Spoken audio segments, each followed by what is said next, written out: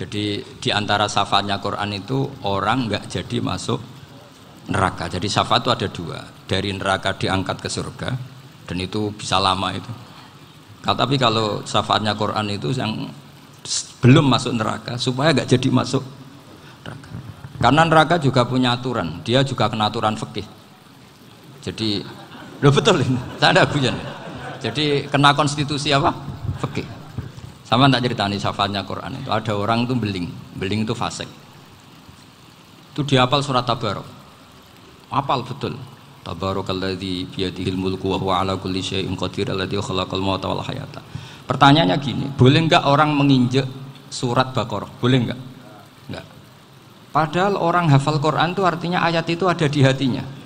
Fa inna wa ta'ala la yu'adzibu qalban wa al-Qur'ana. Allah tidak akan menyiksa hati yang menyimpan Quran, yang jadi flash disknya Quran, yang jadi rekaman Quran. Singkat cerita orang ini hafal. Pas ketemu Mungkar Nakir prosedur kan, ini orang fasik mau diantemin sama Mungkar Nakir. Prosedur ya, dia kan prosedur standar. Si surat Tabarok akhirnya menjelma jadi seseorang yang gagah berani. Kamu nggak boleh nyiksa orang ini. Saya ini kalamuwah. Kalau kamu nyiksa dia berarti nyiksa saya. Kamu berani sama kalamuwah. Wah ya tidak berani jadi Mungkar Nakir. Tapi orang itu nakal, harus saya gebukin. Tapi kata Quran tadi, tapi saya di situ pasti kena saya. Oh debat, nggak ada lajnahnya, ini nggak ikut. Kalau Gus Firjon ikut jadi lajnah. Kalau jadi lajnah pasti kroninan, kalau santrinya dimenangkan nanti. Akhirnya debat. Ya sudah kita ketemu Allah. Akhirnya Mungkar Nakir sama Quran tadi surat Tabarok datang sowan sama Allah. Terus kata Allah, memangnya kenapa Mungkar Nakir? Saya harus nyiksa dia karena dia fasik ya Allah. Memangnya kenapa surat Tabarok? Saya ada di situ. Menurut aturan orang tuh nggak boleh injak-injak Quran. Kalau dia nutuk saya, nutuk Quran, itu harus dikasih tahu fikihnya Mungkar Nakir. Akhirnya Allah ngendikan gini ke surat Tabarok, ya sudah terserah kamu. Kalau terserah kula Gusti, Mungkar Nakir nggak boleh nyentuh orang ini. Ya sudah selamat. Sehingga terus itu sama baca di termasuk mukjizatnya surat Tabarok di tafsir Ibnu Katsir banyak. Karena tadi logikanya malaikat itu juga kena aturan fikih. Sehingga banyak ulama termasuk Said Muhammad ngendikan pertanyaan Mungkar Nakir itu tidak semua orang kena. Kalau semua orang kena nanti kalau tanya Nabi Muhammad, waman nabiyuka? Kacau kan jawabnya.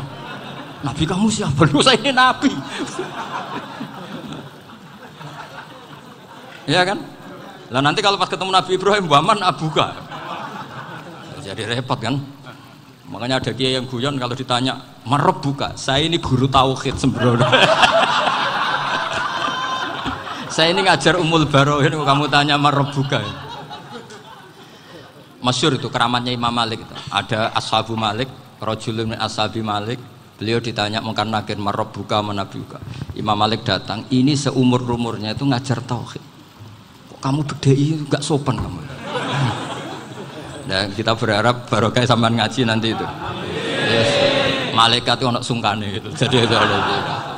Dan saya meskipun guyon itu serius. Bedanya orang alim sama ndak itu di situ.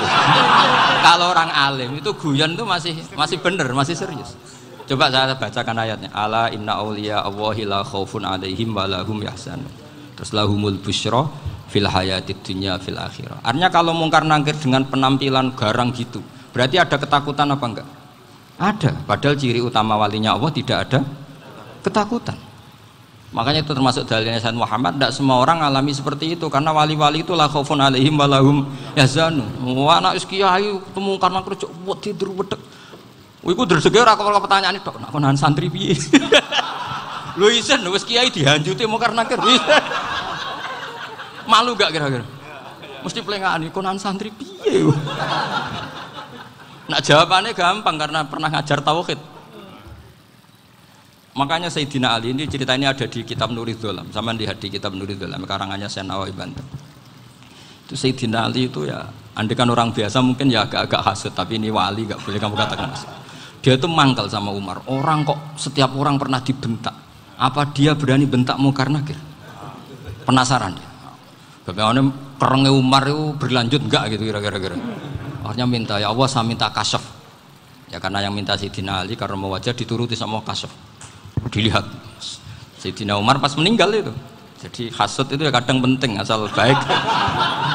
Loh betul bahasa Kanjeng Nabi kadang la hasada illa fisnaten. Itu Nabi bahasakan ya hasad. Gus Verson saja yang nafsirkan ghobtoh itu kan gaya-gayanan sebagai ulama. Aslinya Nabi ngendikannya itu la hasada illa fisnaten. Ulama yang ganti itu namanya ghobtoh. Wong Nabi sendiri nyebut hasad kok kamu tafsiri ghobtoh. Ya hasad ya hasad. Udah enggak usah ditawil-tawil pokoknya gitu. Kalau sama nggak percaya nggak apa-apa. Kok gitu aja kok repot. Karena sama nggak percaya kemungkinannya dua. Satu nggak ngerti. Dua sama-sama alim kan dari awal kalau sama-sama alim kan laisali alimin ayuqallida aliman akhor. Kita nggak perlu saling mengikuti. Ngapain hasud? Biasa aja. Akhirnya Sayyidina Ali kasut. Pas Umar bangun, setelah mati kan bangun, setelah meninggal bangun. Mungkar Nakir datang dengan perangai yang sangat garang. Itu digambarkan Sayyidina Ali matanya itu kal kidril ghali. Kayak apa? Kendil yang apa? Menganga. Wah, seru. Sayyidina Ali senang, paling takut ini Umar. Senangnya bukan main, wah ini mesti takut Umar. Biasa. Ternyata enggak, Umar malah bangkit. Woi, Mungkar Nakir ya. Kamu tahu menghadapi siapa? Itu betul ya? Kamu itu menghadapi temannya Ahabbal Khalqi ilallah. Yang diandalkan temannya, bukan dia. Kamu tahu yang kamu hadapi, saya ini teman kekasihnya Allah. Jadi boleh kamu mengandalkan Mbak Virjon. Tapi nanti resikonya Mungkar Nakir tanya, itu Virjon siapa? Wah itu masalah kan. Makanya syaratnya wali itu harus ma'rufun fis sama. Di langit sudah populer.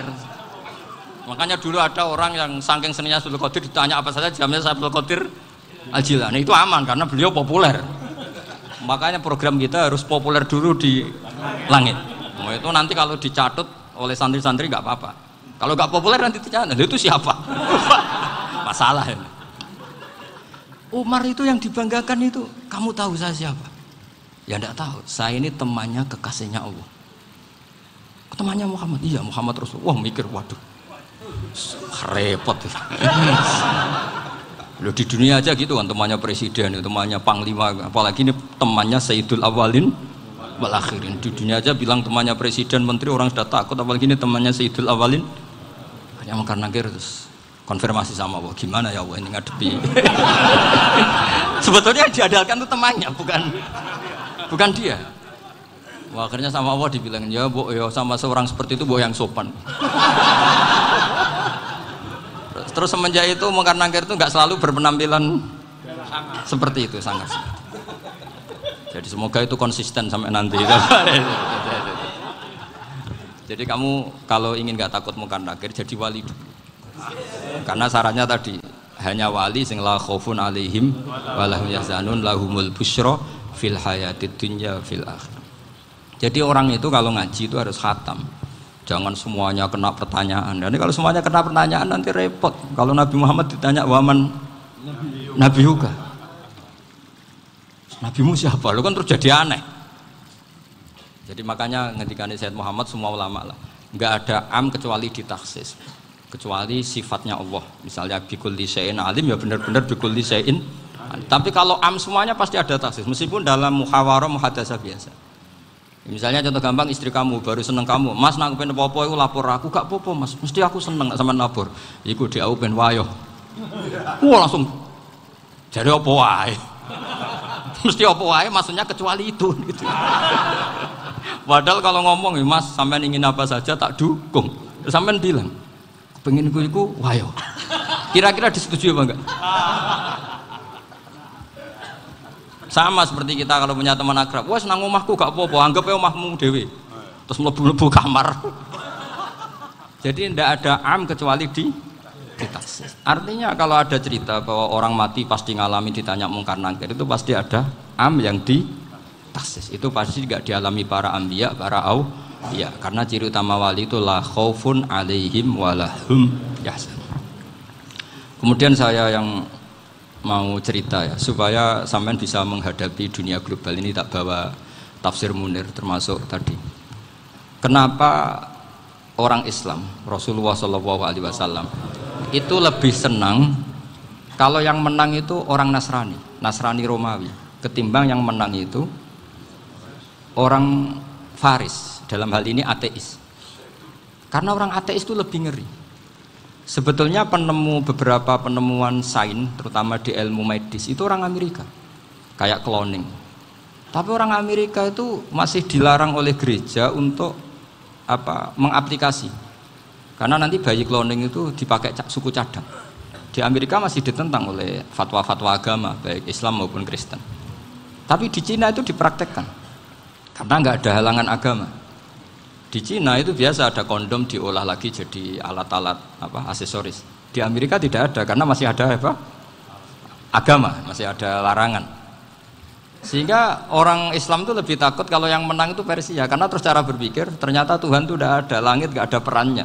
Jadi ketika yang menang Nasrani masih berpikir itu pertolongan Tuhan, meskipun mungkin cara mengatakan Tuhan beda dengan kita. Tapi ada satu kesamaan bahwa kekuatan samawi itu ada. Jadi disebut hulibatir rum fi adnal ardi wa hum min ba'di ghalabihim sahlibun. Di sini diterangkan oleh Syekh Nawawi supaya kamu tidak salah paham.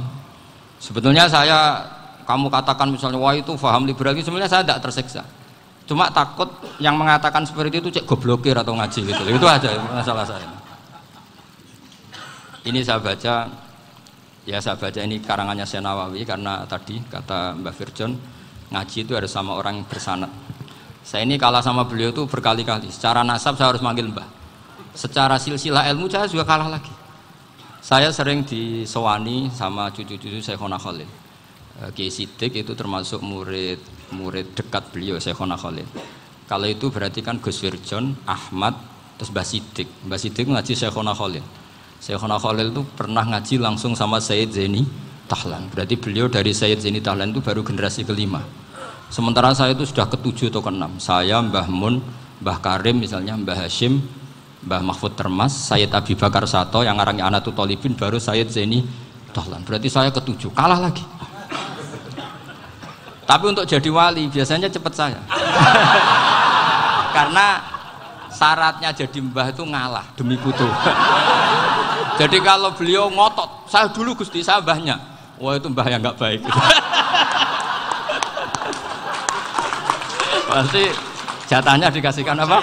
Cucunya dulu. Makanya Abdul Muthalib itu orang yang dapat wangsit, tapi yang jadi nabi itu cucunya. Jadi dalil saya banyak. Sebenarnya Abdul Muthalib itu sudah sering dapat wangsit. Karena saya bahasakan wahyu, Nabi yang protes, enggak nabi kok dapat wahyu. Tapi sebetulnya Abdul Muthalib itu masyhur. Kalimat-kalimatnya menunjukkan bahwa beliau itu sudah dapat wahyu kalau nanti cucunya itu jadi apa? Nabi. Makanya senangnya bukan main Abdul Muthalib sama Rasulullah. Putu seneng, mbah seneng putu. Jadi mungkin, jadi sampean enggak usah protes loh. Yang jadi wali kok cucunya. Dulu betul. Dulu Mbah Hamid Pasuruan itu kalau Mbah Ahmad Siddiq ke sana, Mbah Hamid Pasuruan kalau manggil Mbah Ahmad Siddiq itu paman. Tapi pamannya minta ijazah ke ponaan. Apa ya gara-gara itu memang. Kalau itu masih berlaku apa? Ngalah tadi. Kayaknya masih apa? Hawane masih. Hawane masih. Karena melihat tren-tren langit masih gitu kayaknya masih. Masih itu. Ya, tapi mbahnya tetap dapat jatah, tenang saja nanti.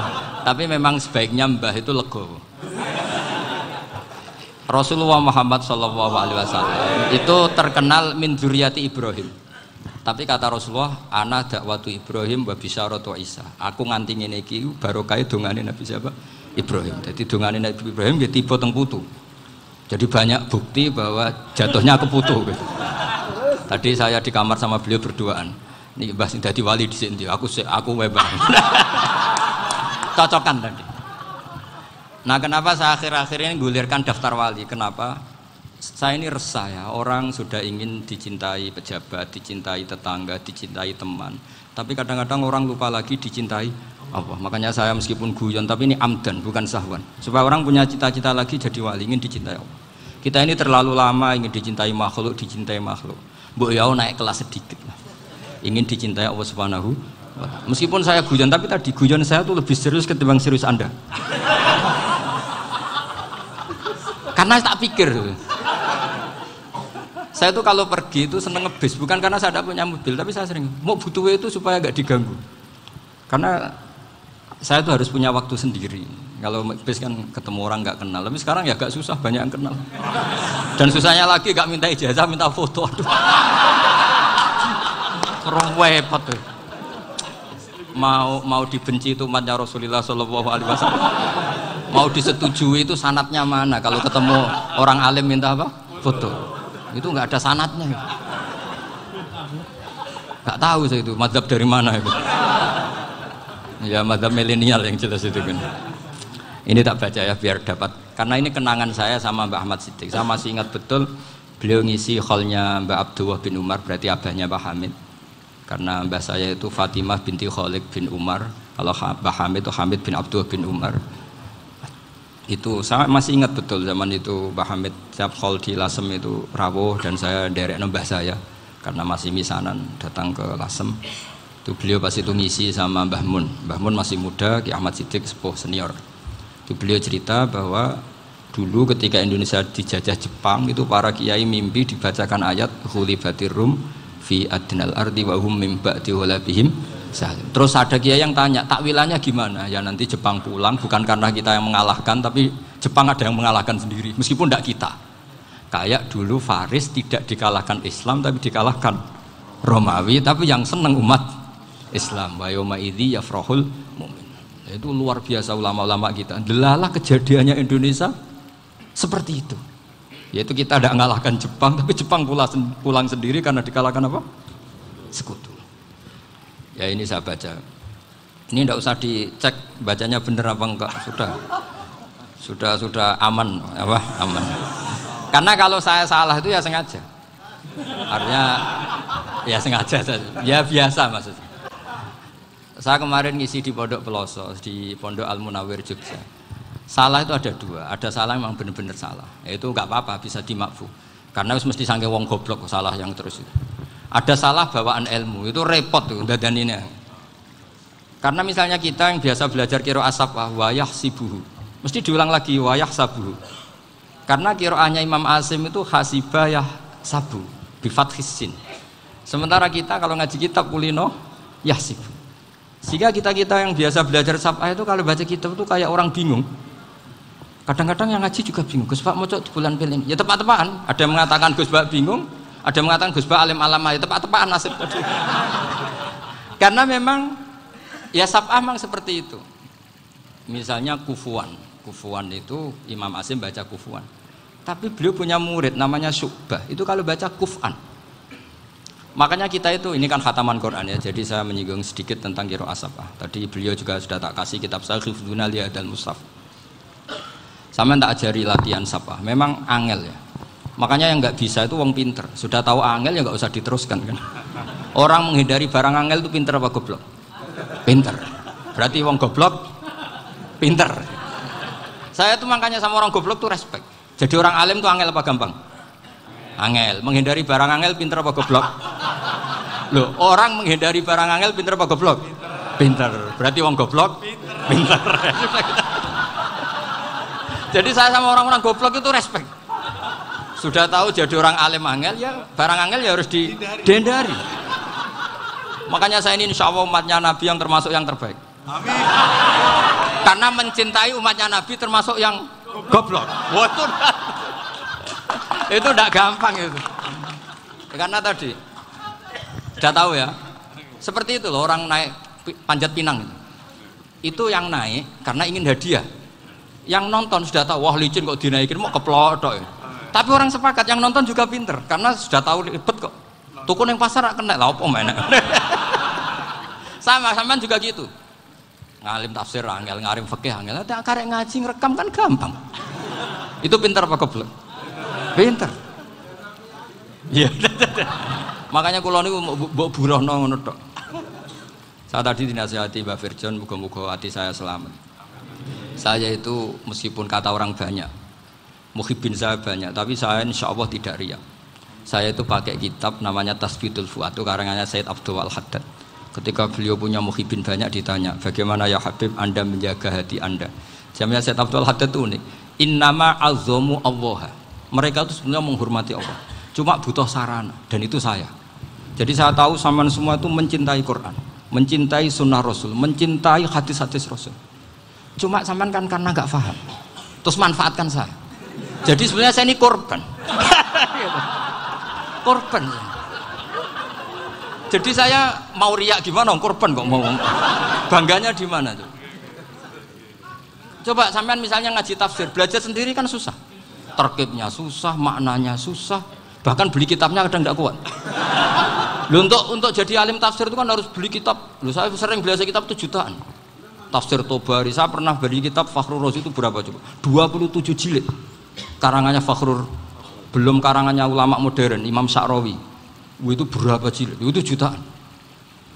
Saya kemarin juga dihadiahi kitab Pak Quraish Shihab namanya Faidul Bari fi Syarhil Bukhari. Pak Quraish Shihab yang terkenal. Dia sering diskusi sama saya. Saya ngasih hadiah beliau ngasih hadiah saya. Wah, itu harganya nggak kuat.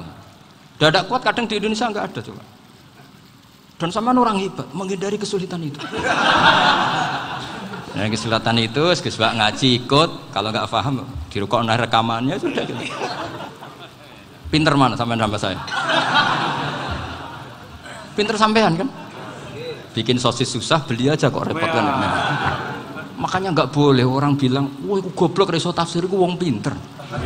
Makanya nanti kalau saya ketemu Nabi tidak termasuk orang yang mentahkir orang Islam.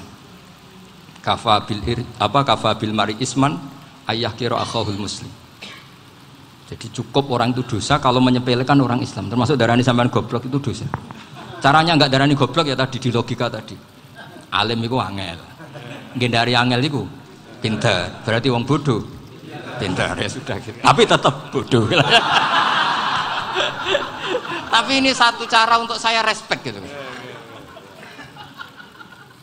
Coba orang yang ngaji tafsir saya banyak, mungkin ribuan. Itu sebetulnya mencintai Quran. Karena Quran adalah kitab suci yang panduannya umat Islam. Sangat mencintai Quran. Terus kemudian mereka nggak paham. Terus mencari orang yang memahamkan. Burono lah cara Jawane. Terus keren saya itu di mana coba? Lah terus mereka kurang ajarnya gini, kalau paham itu ya alhamdulillah paham. Kowe nak ngaji Gus Bae ngono tok. Tapi nek ora paham, ora nyalano akal ya. Mari Gus Bae nerangno cepet mulane gak paham. Ora kok nyalano teke sing lelet. Maksud kan masyaallah naudzubillah tenan. Sebetulnya tingkat kurang ajarnya tinggi Gus sebenarnya. Jadi kalau nggak paham itu kadang nggak nyalahno uteke. Kayak mau misalnya, mau mari mikir aja jelas. Padahal misalnya jelas ora mesti paham bodoh. Paham? Jadi kata Said Abdul Haddad, innama azzamu Allah. Sebenarnya mereka itu sangat menghormati Allah. Makanya kita nggak perlu mengatakan wasilah itu kafir, nggak akan. Karena orang tawasul sama Rasulullah itu ingin dapat ridhonya Allah lewat orang yang dicintai Allah. Kita mencintai wali sebenarnya, wah itu kekasih Allah. Kita mencintai itu karena mencintai Allah. Sama seperti gini. Kamu mencintai kangkung apa enggak? Sebenarnya sama sekali enggak. Tapi kamu ingin sehat, ada asupan gizi. Kamu ingin tubuh kamu sehat, butuh asupan gizi. Kemudian kamu makan kangkung. Apa terus kamu cinta kangkung? Kan enggak. Cinta kesehatan kamu sama. Orang yang mencintai saya sebenarnya ingin kepuasan rohani. Saya kan termasuk kiai yang torekonya gampang. Ini swarga, kan akhirnya penggemarnya banyak. Coba kalau kamu ini neraka. Jadi sebetulnya Anda mencintai kepuasan Anda sendiri. Nah, saya ini korban. Makanya untuk masuk surga cepat saya, korban itu cepat. Da'watul mazlum la turaddu kan gitu. Laisa bainahu wa bainallah hijab. Jadi saya kalau donga langsung seret langit. Karena mazlum. Saya sinau tafsir itu, Pak, sampean bayangkan ada tafsir itu sudah 27 jilid. Sengarang Fakhrur Razi itu bulatnya bukan main. Karena dia ahli filsafat. Bulatnya Masya Allah. Sudah gitu sinau Jalalain kadang dikomen oleh Sawi. Sudah kita percaya Jalalain dibuli Sawi. Percaya Sawi dikandani, oh iku Maliki Rasafi. Oh, ribet. Sudah gitu sinau Qurtubi, sinau tafsir Tobari itu susahnya. Belinya susah, belajarnya susah. Padahal saya punya keluarga, punya istri, punya anak. Bayangkan kalau istri saya rewel kayak istri sampean. Wah itu. Tapi alhamdulillah enggak. Sama sekali enggak. Allah sudah milihkan, wah ini bahaya kalau punya istri rewel. Imam Sibawai itu kitabnya banyak, tapi yang terbukukan hanya kitab Abu Sibawai. Karena beliau kalau sudah belajar lupa istri. Hanya pas beliau di pasar, kitabnya dibakar semua sama istrinya.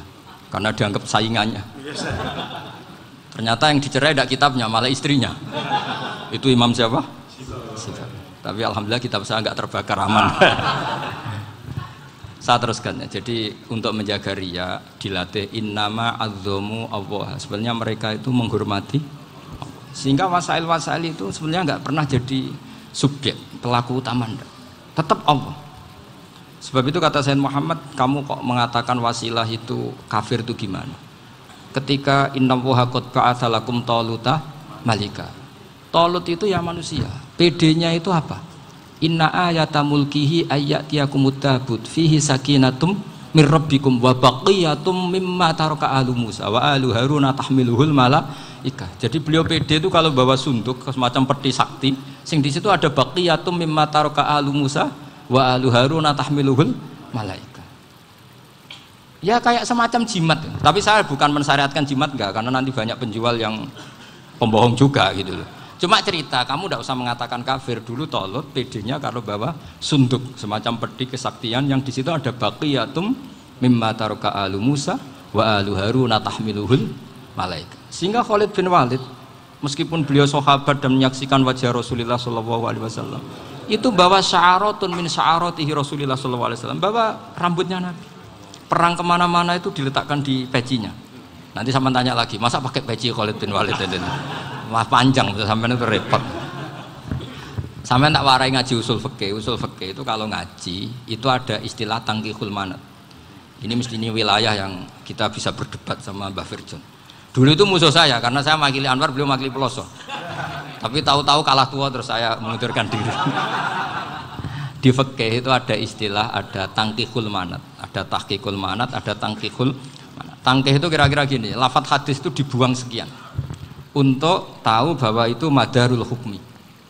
Misalnya gini, tak beri contoh paling gampang. Sama harus paham, kalau nggak paham nggak pinter-pinter.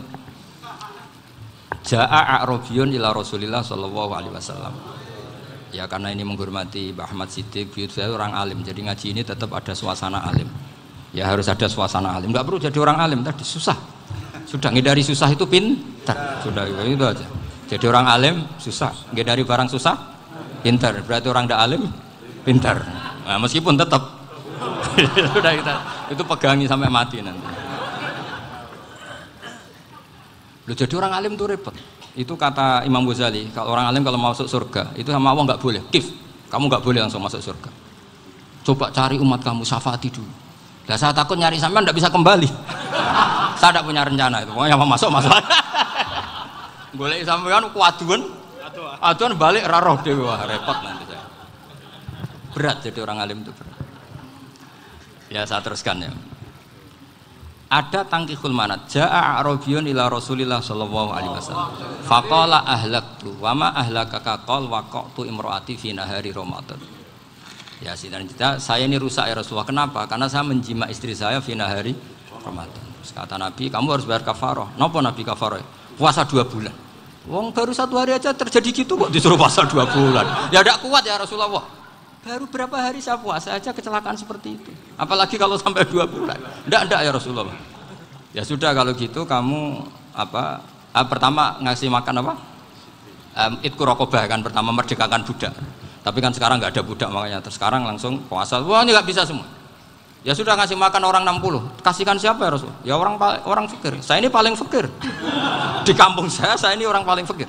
Jadi mulai dulu orang fakir itu hubungan suami istri itu paling lancar. Mulai dulu. Makanya orang fakir itu anaknya banyak. Karena hiburannya hanya itu. Wong Ramadan aja. Coba mau ke ATM nggak punya uang, mau antri di bank nggak punya, mau apa coba? Itu mulai dulu. Ini sanatnya mutasil. Wah, akhirnya sudah sanksinya kan tadi ya itqu raqabah atau puasa 2 bulan berturut-turut atau ngasih makan 60 orang miskin. Lalu kata ahli usul fikih, kata a'rabi dibuang, nggak menjadi catatan hukum. Orang kota pun kalau melakukan itu juga kena sanksi yang sama. Imro'atahu juga dibuang. Andai kan itu dilakukan untuk amatnya juga ketentuannya sama. Nah sekarang perdebatan antara Imam Syafi'i dan Imam Malik begini. Sekarang pertanyaan gini, jima istri itu hukumnya boleh apa haram? Boleh kan? Lalu kalau ada orang tanpa udzur kemudian makan siang-siang, cara Imam Malik hukumnya sama, harus kena sanksi yang sama. Karena sama-sama hadku hurmati Ramadan bighairi udzrin syar'iyyin. Sama-sama merusak hukum Ramadan tanpa udzur syar'. Lo jima itu tidak zina. Kan hukumnya jaiz. Nah, sekarang makan hukumnya jaiz, harusnya juga kena ketentuan yang sama. Cara pikirannya Imam Malik. Nah, alhamdulillah Imam Syafi'i gak setuju. Wah, cara setuju repot. Bahkan orang-orang Syafi'i sudah punya khilaf, kalau gitu minum dulu. Iya, biar iftarnya pakai minum. Setelah minum baru jima kan. Ini sudah menyiapkan khilafnya. Ini khas Syafi'i ini, bongsong rekayasa hukum. Nanti bisa belajar jauh cara ngakali hukum. Makanya guyonan yang masyhur Gus Dur itu gitu. Ada seorang kiai atau Gus lah, ya punya salah, namanya manusia kan punya salah, entah cangkruk entah apa, pokoknya punya salah. Ada wartawan yang ngiranya semua kiai itu orang suci, sehingga tanya sama Gus Dur, Gus itu ada kiai kok, ya pokoknya salah lah. Tapi jangan bayangkan dosa besar, enggak, kecil-kecil aja. Itu gimana itu? Padahal kiai kan orang suci. Jawabnya Gus Dur lucu. Ya justru yang boleh salah itu para kiai. Kalau kamu nggak boleh. Loh, kok bisa Gus? Karena mereka tahu caranya tobat. Repot. Kalau kamu nggak tahu caranya. Sama pelanggaran hukum itu ya harus pakar-pakar hukum. Ya. Itu yang tahu caranya rekayasa. Kalau kamu ya kena pasal kan ya. Jadi kamu jangan niru saya ini punya sekian cara untuk kembali. Nah, itu namanya khilah. Makanya kata Sayyid Muhammad, kamu tidak usah anti khilah. Karena Abu Hanifah itu membolehkan khilah, kitabul khiyal.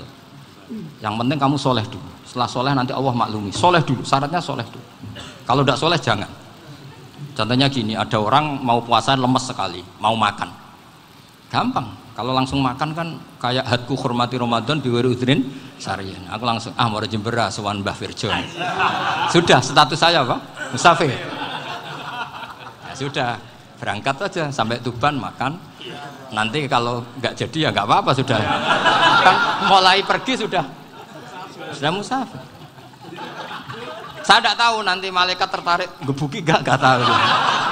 Tapi itu ada khilahnya. Asal soleh. Karena kata Sayyid Muhammad dan semua kitab mengatakan itu. Kalau sama nggak tahu ya kebablasan. Nabi Ayub, nabi yang terkenal Gudiken itu siapa? Ayub ya. Nah, itu yang Israiliyatnya kan seru. Gudiken dikukur bek kreweng itu terlalu lah kalau itu. Untuk kreweng konti ning Arab ora ono kreweng itu sudah masalah itu. Singkat cerita, Nabi Ayub ketika diasingkan kaumnya itu kan nggak punya sumber makanan. Lah orang lelaki itu mulai dulu egois.